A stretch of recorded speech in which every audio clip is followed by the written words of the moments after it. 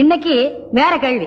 ஒரு குளத்துல கொஞ்சம் பூ இருந்தது. கொஞ்சம் குருவிகள் பறந்து வந்து அந்த பூ மேல உட்கார்ந்தது.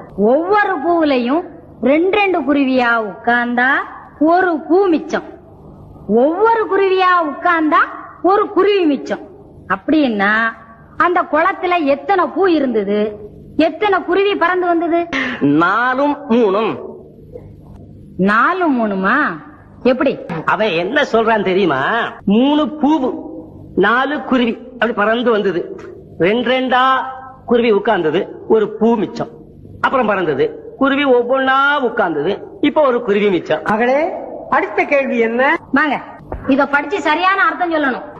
உப்புமா மாமா மாமா அது ஒன்னா எண்ணு, எத்தனை மான்னு எண்ணு. உப்புமா 1மா 2மா 9மா 10மா உப்புமா 10மா உப்புமா 10மா மாலையை போ